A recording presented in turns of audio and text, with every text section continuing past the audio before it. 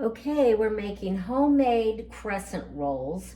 And it takes a couple of days to make these because you have to let them rise overnight. I'm pouring 1 cup of warm water and I'm adding 1 and 2 teaspoons and then 1/4 of a teaspoon of yeast. And we are going to need to add 1 teaspoon of salt and 1 tablespoon of sugar. We're going to stir that up a little bit and we're going to let the yeast rise. And that's going to take a few minutes. We're going to let it set for about 5 minutes. Okay, so we have let the yeast bloom. It's all bubbled up in there. It's important to put everything in the order that I'm showing you. That is important. I do have my 3 eggs that are well beaten. And I'm going to put that into my water, yeast, sugar, salt mixture. Now I'm going to go in with 1/2 cup of melted shortening. I would not use oil. It calls for shortening and you need to melt it. Of course, I do use the Crisco. And then 1/2 cup of sugar goes into that mixture.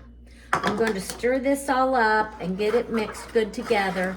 Then I'm going to add 5 cups of sifted flour. Okay, I'm sifting in my flour. This is my 2nd cup, and I usually go ahead, put 4 of the cups in to begin with, and then stir it up, and then start adding the last cup gradually.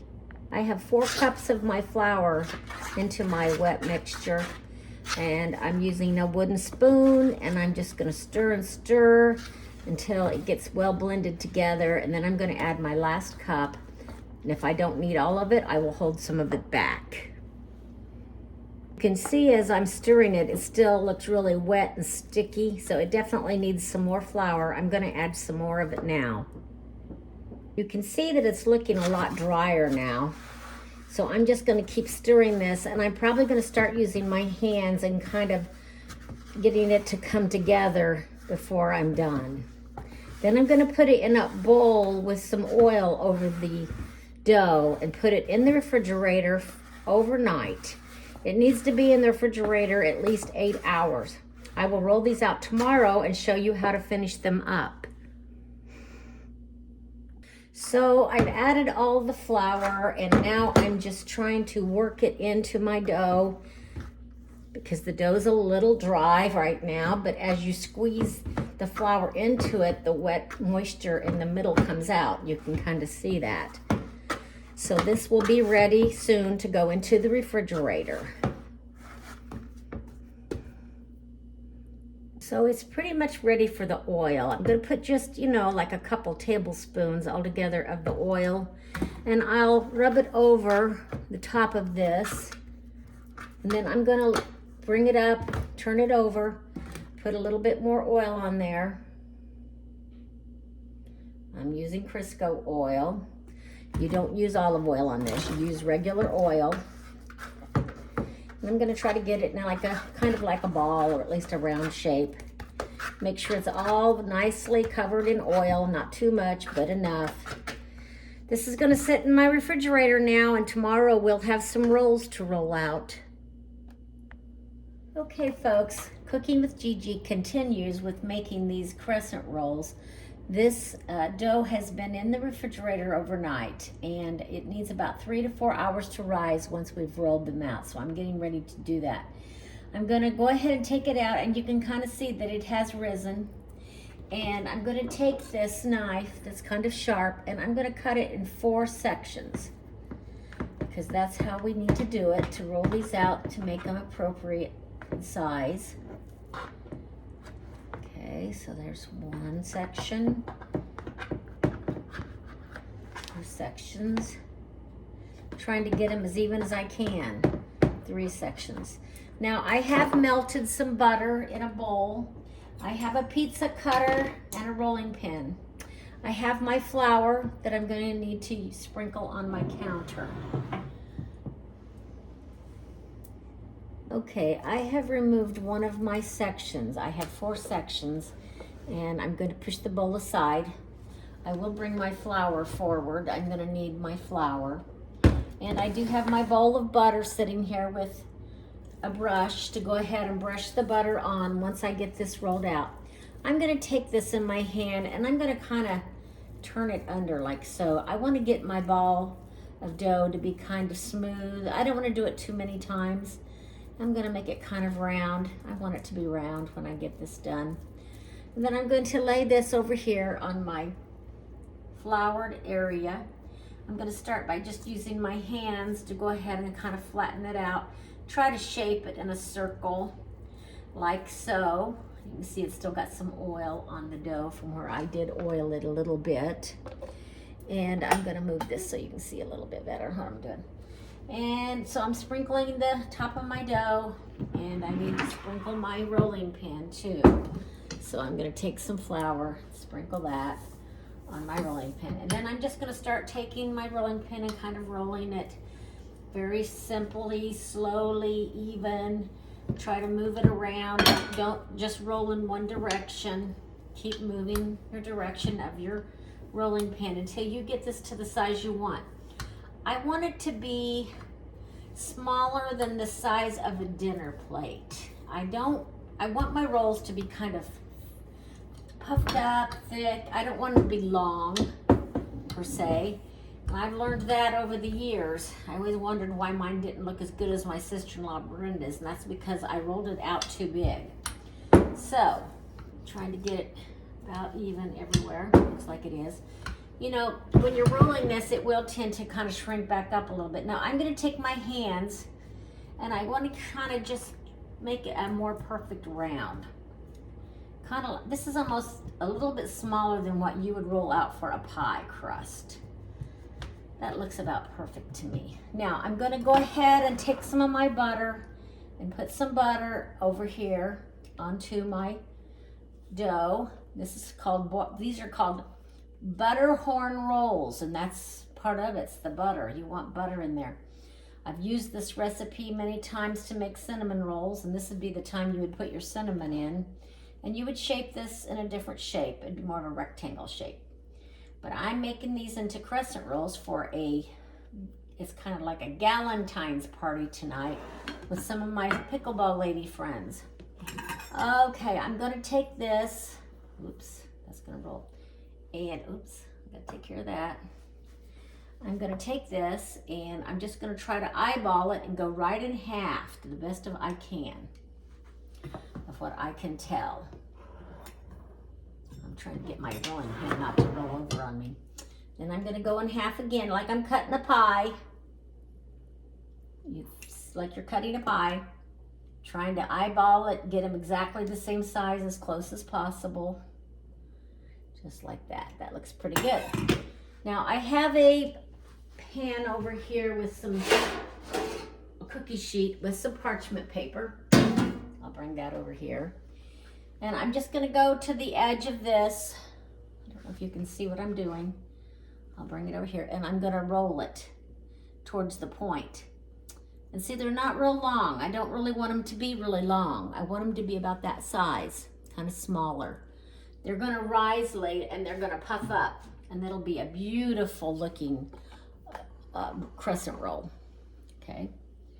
So I'm taking my roll from the long edge, try to go forward, roll it up, keep it centered. You're going to lay it on your cookie sheet with that pointed area down underneath.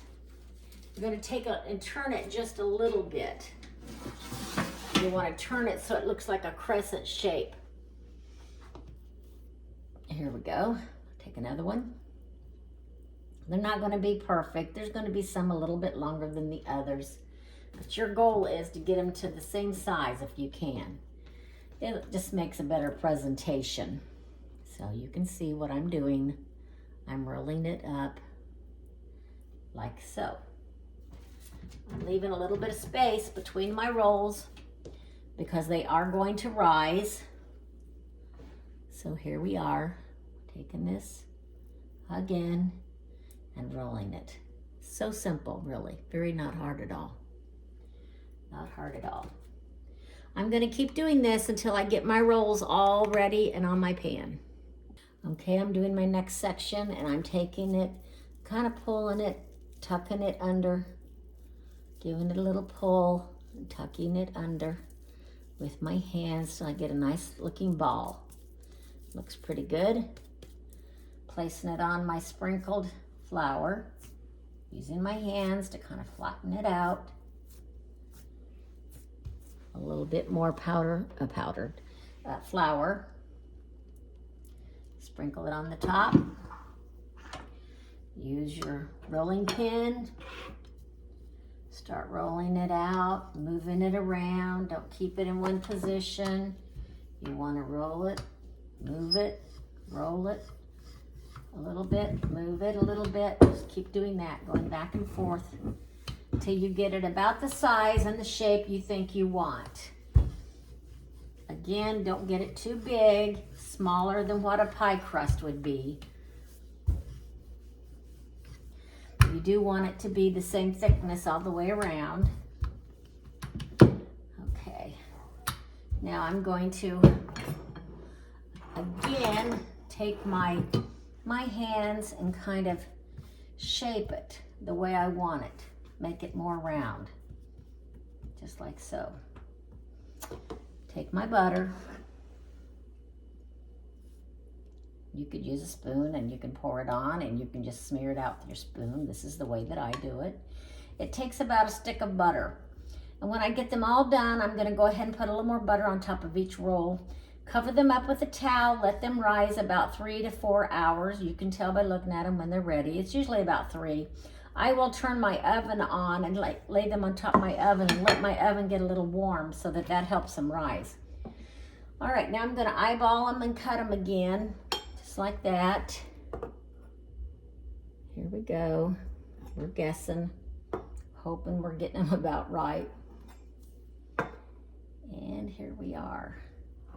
Then I'm gonna take these over here so you can see what I'm doing. I'm gonna roll it like so. Roll it, each one. See, they're about the same size. Getting kind of lucky on this one. Sometimes my eyes don't see things right. I don't do it just right, but these look pretty good. I'm going to have 32 rolls when I get done. So that'll be yummy. We're gonna bake this at about 375. It takes them about 9 minutes to get done in my oven. I don't want them to be real brown. I want them to be puffed up with just a light brownness on top where you can just barely tell that it's brown. And then we're gonna take them out of the oven, let them cool a little bit, and then use some, you can also put butter on them after they come out, or you don't have to do that either if you don't like so much butter. I tend to do that if I have any extra butter. A stick usually works out pretty good. Okay, I'm gonna place all these rolls over here on my cookie sheet. Okay, I'm putting just a little butter on each one of these rolls. This is half of the batch. Doesn't need to be drowned with butter, just a light little coating. And then I'm gonna set these on the oven, as I said, and let them rise 3 to 4 hours. It'll probably be more like 3.5, I imagine, when I'm ready, because I have to be somewhere by 6 o'clock tonight. So I want to start baking them at about 5 o'clock, and that's about 3 hours. So I'm gonna scoot it along and I'm gonna get my oven warmed up so that it'll help them rise faster. Okay, so that's what a batch of my homemade rolls look like. Pretty yummy looking. Can't wait to try one when they come out of the oven. All right, here they are, our crescent rolls. I'm getting ready to cover them up and let them rise. Bake them soon. Okay, here we have the crescent rolls when they first come out of the oven, and I have a bowl here where I've been putting them in the bowl.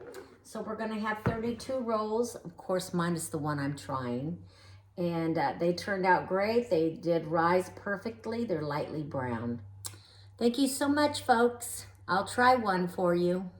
Okay, I have one of these beautifully baked crescent rolls.